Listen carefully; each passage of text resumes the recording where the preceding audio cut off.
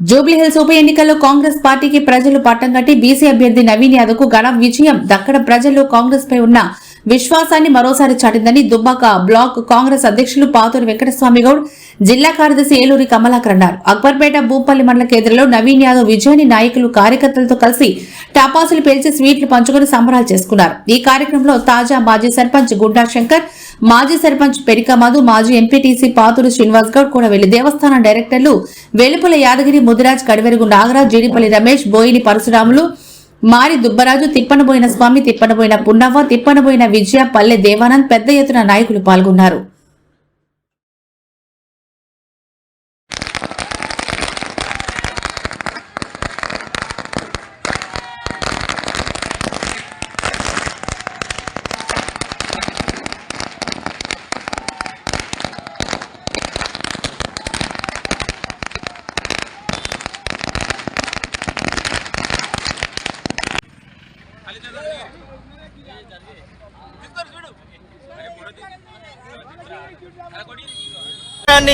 సిద్దిపేట జిల్లా అక్బర్పేట భూంపల్లి మండల కేంద్రంలో కాంగ్రెస్ పార్టీ ఆధ్వర్యంలో భారీ ఎత్తున టపాసులు పేల్చి మిఠాయిలు పంచుకొని సంబరాలు చేసుకోవడం జరిగింది.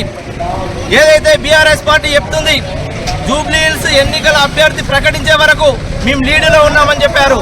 కానీ ఏ రోజైతే కాంగ్రెస్ పార్టీ బీసీ నాయకునికి నవీన్ యాదవ్ కు టికెట్ ఇవ్వగానే బీఆర్ఎస్ పార్టీ యొక్క పని కథమైందని చెప్తా ఉన్నాం.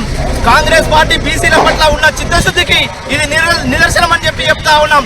కాంగ్రెస్ పార్టీ బీసీలకు 42% రిజర్వేషన్లు ఇస్తాము, దానికి మేము చిత్తశుద్ధితోటి ఉన్నామని చెప్పుకోవడానికి బీసీ నాయకునికి జూబ్లీహిల్స్ ఉప ఎన్నికల్లో టికెట్ ఇవ్వడం వలన ఈ రోజు భారీ మెజారిటీ తోటి 25,000 పైచులకు మెజారిటీ తోటి విజయం సాధించడం చాలా సంతోషకర విషయం.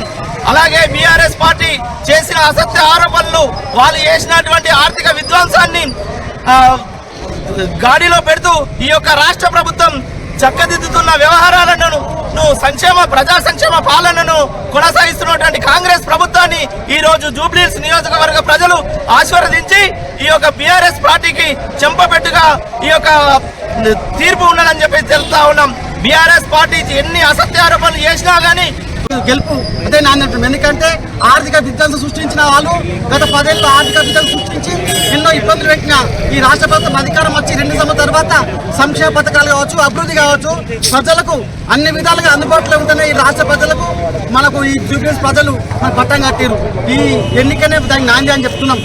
గతంలో వాళ్ళు ఎన్నో నానా అబద్ధ మాటలతో అధికారం చేసుకున్న టీఆర్ఎస్ ప్రభుత్వానికి ఈ ప్రభుత్వం ఇప్పటితో వీళ్ళ ప్రజలు గుణపడని చెప్పినని తెలియజేస్తున్నాం.